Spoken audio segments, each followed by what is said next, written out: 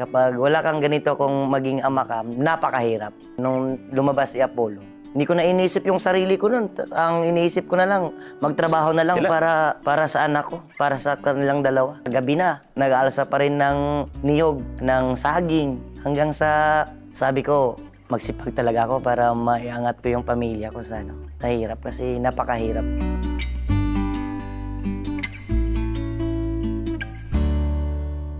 Feeling ko, ito ang episode na magpapahinto ng lahat ng ibang mga vloggers dyan. Malamang sa malamang pagkatapos ng araw na to, magbubura kayo ng mga account. Dahil, eto na, kasama natin ngayon, Elias JTV sa Luis Nasets. Hi, brother! Hello po kuya, good morning po. Sa TV lang kita nakikita, ngayon personal na. So, eto, syempre. Idol na idol kasi. Idol mo ako? Oo naman, bakit naman? Totoo yan? Totoo nga. Magbigay ka ng 10 programa ko. Sige nga. Ano?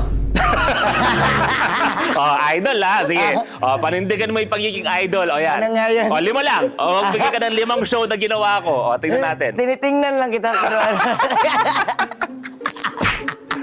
3. Yan.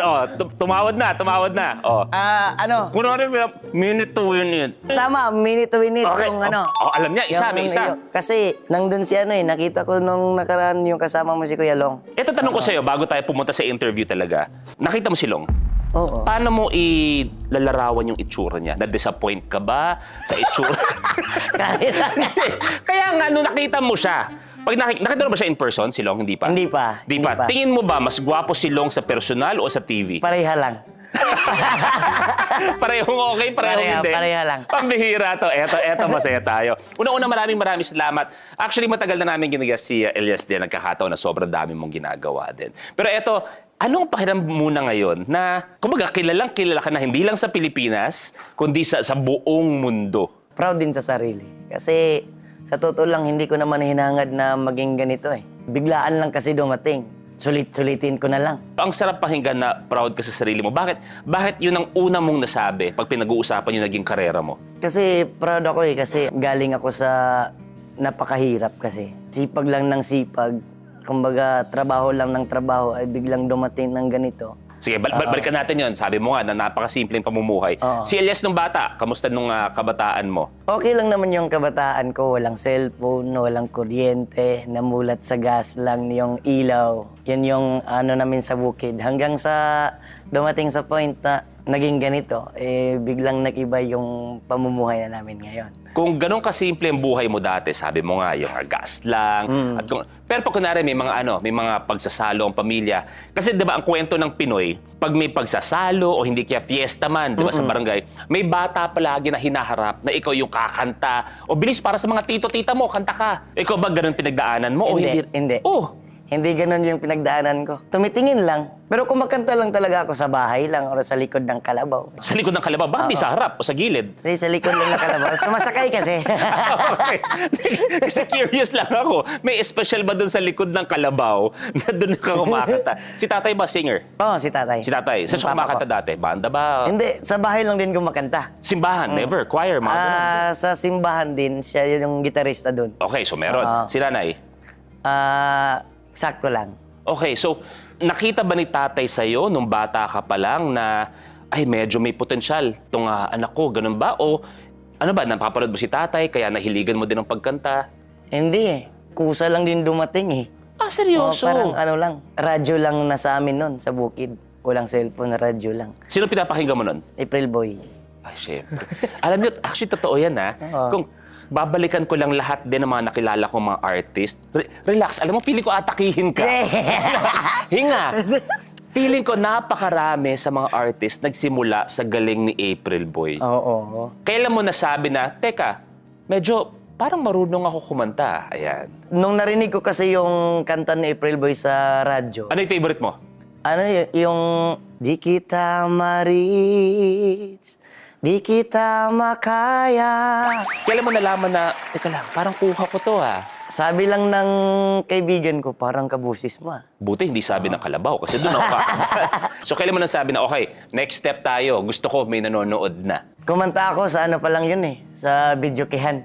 Okay, inuman. Oo, inuman. Oo. Pumunta ako doon kasi nagkainuman yung mga barkada ng mga papa ko doon.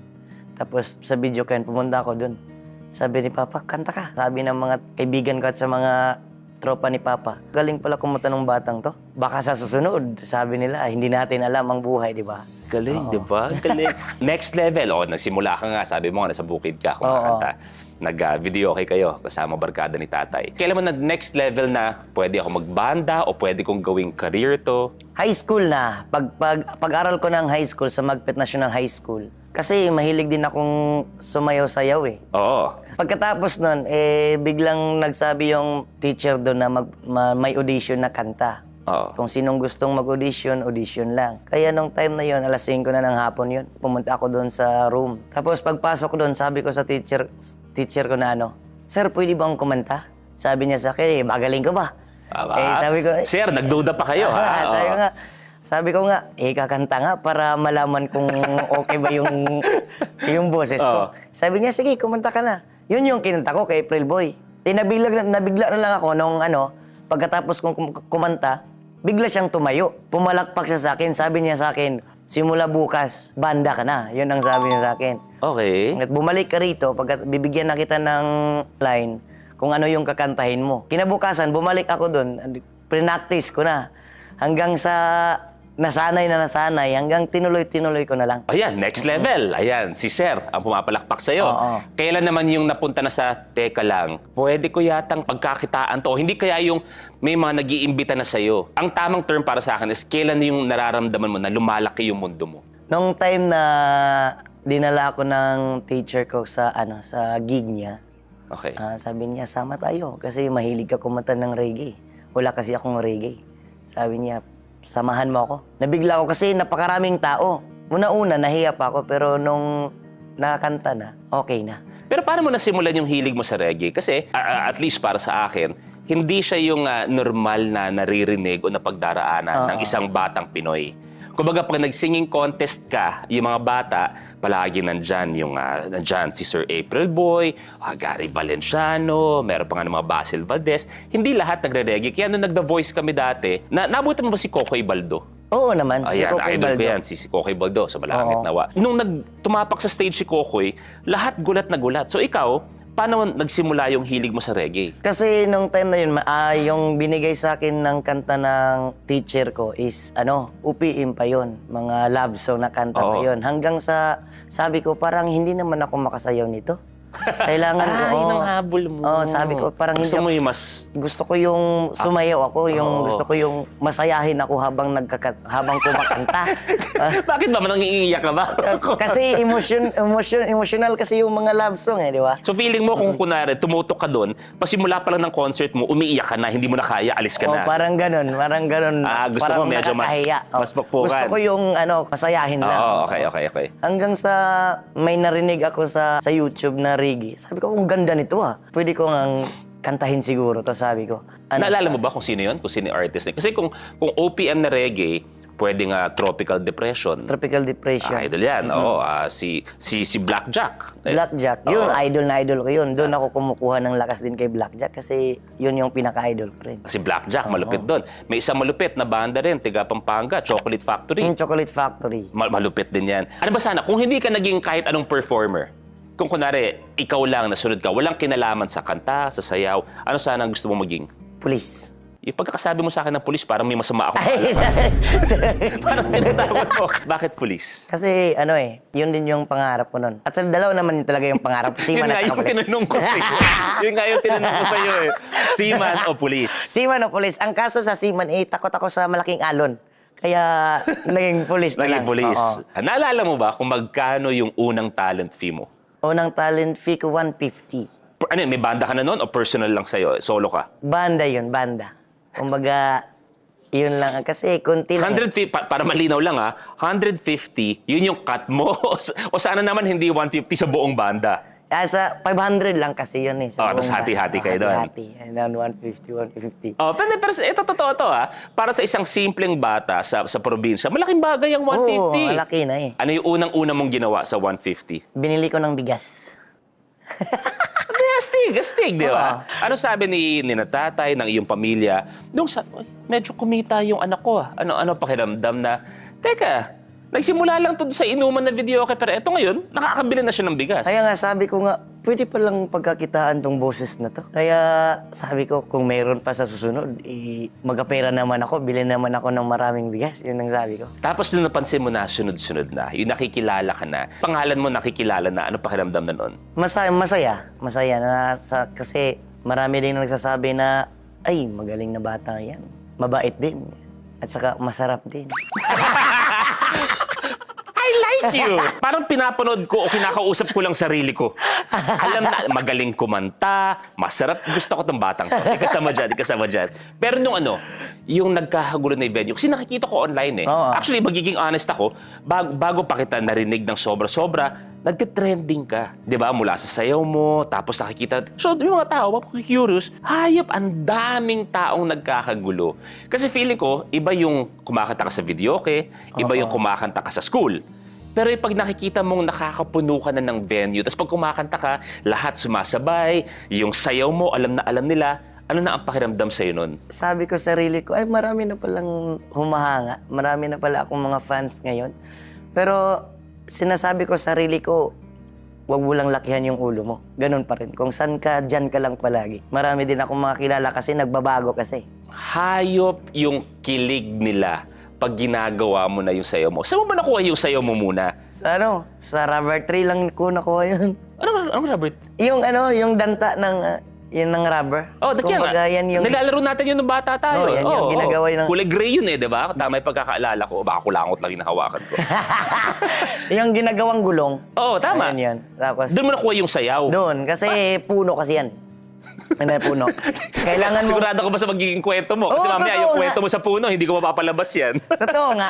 Okay. Rubber tree. Tapos, kailangan may tapping knife ka para ikat mo siya para ng pagganon. Tama, okay. And then, hanggang pagkatapos mo siyang ikat, lalabas na yung danta niya. Okay, So, yun yung alam ko yun. tumutulo. Ginaganon-ganon natin yun eh. Oh. Tapos, Paano napunta yung... Gusto ko malaman na yan, napunta na tayo doon.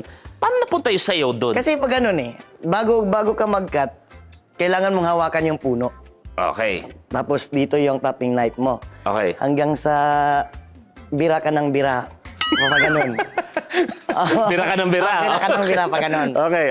Hanggang sa lagyan mo ng spout dito sa ilalim, kaya pag ganun yung spout, binaliktad ko lang, pag ganun lang yung sa akin. Ano sa lahat, nung nagper-perform ka, sabi mo nga, nakita ko na namumuno ka ng mga venues, iikot mo na lahat, buong Pilipinas. Meron ka ba isang favorite moment para sa'yo na talaga namang yung nagpangiti sa puso mo? Favorite moment ko yung nakita ko yung 85 years old na babae. Kahit alas 11 na ng gabi noon, nakipagsiksikan pa rin siya para makita lang ako noon, time na yun. Ano yun? Fan ba siya? Fan. Na nag-message sa'yo, Iho, manonood ako? O kumbaga yung habang nagper-perform ka, nakita mo siyang biglaan? Biglaan lang. Grabing siksikan ng time na yun. Tapos habang sumasayo ako, nakita ko siya, ang laki ng ngiti niya, parang... Sabi niya, parang bumalik ako sa pagkabata. Yun ang sabi. Ang sarap niya! Okay. Parang bumalik na siya ng pagkabata. Yun yung moment na hindi ko malimutan. Kaya sabi ko, marami pala akong napasaya. Nakausap mo siya sa likod? Pina-backstage mo ba? O naging magkaibigan? Nag-mic lang ako. Nay, kumusta ka dyan, Nay? Ay, ilang taon ka na ba? Yan, 85 years old. Oo. Tapos sabi niya, parang bumabalik ako sa pagkabata. Tapos sabi ko, marami para akong mga napasaya ng mga tao. Kaya sabi ko, ituloy ko itong pagpasaya sa mga tao. Ito tanong ko sa'yo, hindi ko na i-specific dahil for a while marami kang, alam mo na diba, na naging issue ka, ayoko nang i-specific. Para sa isang simpleng bata sa bukid, kayang dumaan ng 3 buhay na hindi niya pagdaraanan yon. Pero yung sa'yo, nagganon ka, tapos umabot ka sa TV, na may mga ganong klaseng issue na binabato sa'yo, nung time na yun, anong iniisip mo na parang, may ganito ba? O di kaya, atras na kaya ako? Marami akong mga ng time yun. Napakaraming basher talaga. Yun. Napakarami. Mga comment doon, napakalaswa ng bata yun, napakabastos. Sabi ko naman sa sarili ko, wala naman akong bastos na ginawa. Sumayaw lang naman ako. Wala naman akong hinubaran dyan sa harap sa stage. Tapos wala naman akong inano na babae. Nagpe-perform lang naman ako.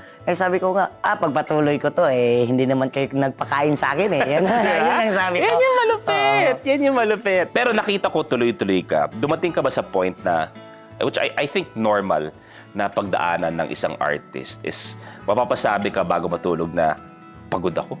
parang okay na siguro to, okay na lahat ng ginawa ko, tahimik na buhay na lang ang habol ko.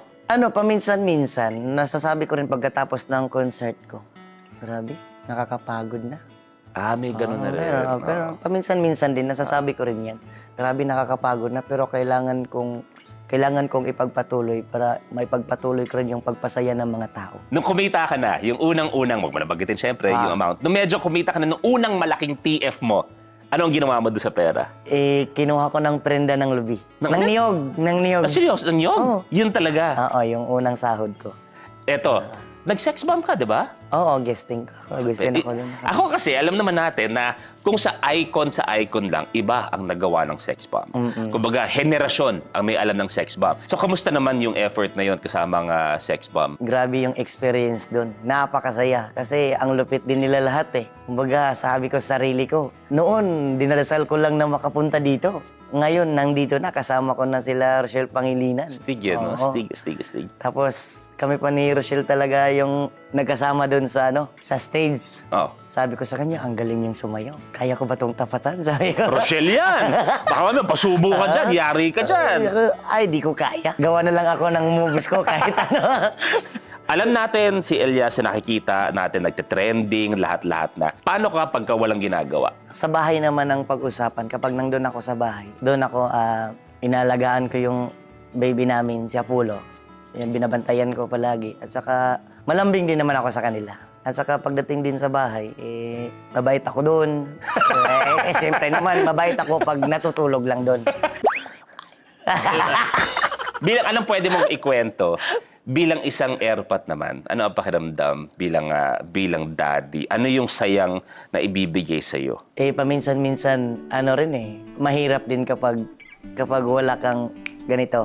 Totoo. Realistic yan. Kapag wala kang ganito, kung maging ama ka, napakahirap. Nung lumabas si Apollo, wala kaming ganito talaga eh. Wala pa eh. Kasi Napakahirap. kung 5 years, di ba? Pwede natin sabihin na nagtuloy-tuloy ka, mga 2 years, 3 years, di ba? Oh. Walang trabaho ng trabaho sa bukid. At saka, hindi ko na iniisip yung sarili ko nun. Ang iniisip ko na lang, magtrabaho na lang Sila. para sa anak ko, para sa kanilang dalawa, para matustusan kung ano yung mga pangangailangan sa bahay. Tsaka kung ano yung gustong bilhin, maibigay ko. Yun lang yung ko na dati. Nagtatrabaho araw-araw. Tapos matapos na, gabi na, nag-aalsa pa rin ng niyog, ng saging, ng rubber. Yun yung trabaho ko doon. Hanggang sa, sabi ko, magsipag talaga ako para maiangat ko yung pamilya ko sa hirap. Kasi napakahirap kung wala kang talaga, pera. Di, at saka realidad yan. Alam mo, gusto, bilang isang airpot din, syempre gusto natin sabihin na, ay, madali yung magkapamilya. Pero ako, sabi ko, kahit pa paano, tayo, binigyan tayo ng magandang pagkakataon. Siguro yung ibang mga magulang dyan, magigets niyo to. Tayo, nabigyan tayo ng magandang pagkakataon na mag-provide sa family. Pero maniwala po kayo, iba ang responsibilidad, hindi lang ng ama, pati ng mga ina, na pag ang realidad ay marami talagang kailangan bayaran sa buhay. Masarap tingnan, pictures, tawanan, bakasyon, pero ang realidad, mahirap talaga kung wala kayong sa pamilya, no? Napakahirap talaga kung wala kang maisustento talaga. Ngayon, ano pa ang gustong marating ni Elias? Yan. Sabi ko nga, parang okay na to eh. Pero gusto ko pang... I-claim mo na. Gusto ko pang ikutin ng buong mundo eh. Saan ka naman nakapunta? Kwento mo, mabilis lang. Unang biyahe mo, unang lipad mo. Japan. Wow, nag-Japan. Kamusta yung unang out of the country na lipad mo? Maganda, napakaganda experience na. May pangalawa, Hong Kong. So, Japan unang-una. Oo. Ano na-appreciate mo sa Japan? Kasi sabi ko, babalikan ko lang, galing ka sa simpleng pamumuhay. At marami sa mga kilala natin, sa mga probinsya, minsan nga, hindi nga sila nakakapunta sa ibang Visayas o Mindanao. Kaya nga. Pero nung na-expose ka sa ibang mga bansa, ayan, Japan, ano masasabi mo? Ang masasabi ko sa Japan, grabe, napakarespetado ng mga tao doon. Kapag sumakay sila ng bus doon, nakalinya talaga. Oo. Dito sa atin, umalis ka dyan, ako muna. Nangyari na sa'yo sa Japan, yung pag nakaiwan ka ng gamit, ihahabol talaga nila Oo, sa'yo. ihabol talaga. At saka, kung may naiwan ka man na gamit, hindi talaga nila gagalawin. Naalala ko one time sa Japan kami ni Jessie, nawala kami. Tas, di pa uso yung mga map, di ba? Di pa uso yan. May tinanungan kami, sa Tokyo yata kami, na sabi ko, excuse me, how do you get there? Kahit napapunta siya dito, Eh, yung pupuntahan namin, pakaliwa. Talagang sinamahan niya kami. Talaga hanggang sa papunta. Hanggang sa pag-uwi namin. Nasa bahay namin siya ngayon. Ang tagal na niya doon sa bahay. Hindi namin mapaalis. Nandun lang. Naiilang na nga ako, pagbaba ko, nakagaroon lang din siya. Pero di ko alam. Kung bibigyan ka ng isang dream project, collaboration, sinong gusto mo pa makasama? Ikaw na lang. Yung pagkakasabi mo may nalang eh. Pwede na sana yung ikaw eh. Pero nilagyan mo ng nalang parang Consuelo de Bobo lang ako. Di ba nag-aasap ka? Nag-aasap ka ba? Oo, nag-aasap ako. ka. Ano ang pakiramdam na makita lahat ng mga celebrity na nandun? Grabe. Sa TV ko lang sila nakikita. Ngayon nasa harapan ko na. At saka nakausap ko na rin. Hindi ko rin akalain na makarating ako doon eh. Biglaan lang din na napasayaw ako doon. Anong gusto mo sabihin doon sa mga sabi nila, ay hindi, ibang mga tao, ay sa probinsya lang ako, wala akong chance ang sumikat. Kung ano man yung boses ko, dito muna sa probinsya. Anong gusto mo sabihin sa lahat na ganun ang nararamdaman o pinagdaraanan? Ang masasabi ko sa kanila, huwag kayong mahiya. Kasi wala naman talaga tayong hiya. Totoo naman! Oo! Pilitin niyo yung sarili niyo na itodo lahat. Ibigay niyo lahat. At saka kung ano man yung tinig ng puso niyo, sundin niyo yun. Kung ano yung gusto niyo, ipagpatuloy niyo yun. Kung ano yung iniisip niyo, huwag mo nang gawin. Pagpatuloy mo rin. Tuloy lang sa pangarap, huwag kayong mahiya. Yun lang. Marami tayong kilalang napaka-talented pero nadadali ng hiya. Meron akong mga kakilala na napakagaling. Mataas yung boses, magaling sumayaw. Pero ang sabi din niya, ay hindi, dito lang talaga ako. Ayaw ko na dun. Pangmalakihan na nahihiya. Sa mga fans mo, anong gusto mo sabihin? Sa mga fans ko rin dyan. Sa mga bashers. Fans muna, fans muna. Fans. Sa mga fans ko dyan, maraming salamat sa araw-araw na pagsuporta sa akin. Kung hindi dahil sa inyo, siguro wala ko ngayon dito. Nandun pa ako sa bukid ngayon nagtatrabaho. At nang dahil sa inyo lahat, nandito na ako ngayon. Saka maraming salamat sa inyo. I love you all. At syempre, yung mga basher mo, anong gusto mo sabihin siya? Kasama yan! Sa mga basher diha! Banatan mo! Sa mga basher diha, pagpatuloy nyo lang yung pag-bash nyo sa akin. Kasi malaki na yung kita ko sa inyo. Totoo yan! Totoo yan! Alam nyo, hindi nyo lang namamalayan. Ito, totoo to magiging honest ako. Sa mga basher dyan, hindi nyo lang namamalayan. Pinagkakakitaan namin kayo. Di ba? Bawat view ninyo, bawat comment ninyo, dagdag yun sa kinikita namin. Kaya thank you pa rin sa inyo. Maraming salamat sa inyo kasi napakalaking pera na dumating sa amin. Totoo naman, Pag di ba? binabash nyo kami. Oo. Kasi pag nag-bash kayo, kunwari may video si Elias. Pag nag-comment kayo dyan, mag-bash kayo, may ibang makakapanood nun. Titignan, ano yung comment na yun? Papanoorin nila yun. Dagdag na naman yun. Tapos magko-comment sila. May ibang makakapanood. Kikita na naman, di ba? God bless pa rin sa inyo. Maraming salamat pa rin sa inyong lahat. At saka, pagpatuloy nyo lang palagi kasi nasanay na rin kami. Gusto ko to. Gusto ko tong hayop na to. Hayop to. Gusto ko to. Last na lang, bago tayo tumuloy, panapos lang. Ano yung parang pinakamalaking pangarap mo para sa'yo, sa pamilya mo? Kumbaga, yun yung nakikita mo, end goal mo. Pangarap lang naman sulit-sulitin na lang. Oo, kasi Yun ang gusto ko. maka-concert ako kahit saan sa ang mundo. Kahit sa ang mundo, ibang planeta, papunta ka na sa ibang planeta. Kung gusto Mahirap ko. pa yan ngayon, Elias, ha? Oo. Sa ibang bansa pala. Pero kung sakali man, isipin mo, first ever sa history ng interplanetary tour. Hindi ka lang bansa, ibang planeta ikutin mo. Kahit ibang bansa. Maikot. Oo, maikot. Hindi ako natuwa ako dahil sa dami-rami na nakausap ko. Hayop ka. At sinasabi ko yon na masaya dahil refreshing kang tao. Kumbaga, kaya mong sabihin kung ano nasa utak mo, nasa puso mo. Alam mo kung anong binigay sa'yo ng Diyos. Alam mo kung ano kaya pang ibigay ng Diyos. At higit sa lahat, kaya mong balikan ang iyong pinanggalingan. At bihira na yon ngayon. At iikot ka, may mga show ka, di ba? Tama? Sa mga kababayan natin dyan sa, sa Australia, Uy. so kita-kits po tayo dyan ngayong March. Nandyan kami. Sana magkita-kita tayo lahat dyan kung hindi tayo mabubulag. New Zealand, meron din. O, New Zealand, May 10. Nandyan kami sa New Zealand. May 30, balik kami sa Japan. Di ba? Para sa... Di, ang lupit lang eh. Para sa batang kumakanta na ang nakakarinig lang sa kanya ay kalabaw. Oo. Kalabaw at saka mga tutubi, mga ritap-tap dun sa Pero, Elias, alam ko na marami kang nagpasaya. Pero kung sakali man, kaya mo ba na ituro sa akin ang dance step mo. Ay, bakit Pero naman hindi? mag-ingat ka, kasi pag ginawa ko ang dance step mo, baka baguhin mo yung sayo dahil makikita mo na ang tugatog ng galing. Okay lang din naman. Handa naman akong baguhin yung step eh. Bigay ko lang sa'yo yun. Ganito. Okay. Yan. Saka ganito pa. Yan, dalawang... Paano pag ganyan? Masama ba yung ganyan? Hindi naman. Yan, ganyan. Ayan. Ganyan lang. Oh. Pangalang, dalawa. Nya Paano pa. pag... Oh, yan, okay. Yan. Oh, Yan. oh. Yun. Kaso may pataas pa siya. Yun. Eh, may pagilid pa. Oh, ano kami? Oh, go. Oh, kita mo? Ayan. Kita mo? Oh. Ang Ready? galing mo nga. Ready? And 1, 2, 3, go! Oh. Pataas. Pataas pa. Oh, Pagilid. Brother Elias, Salamat.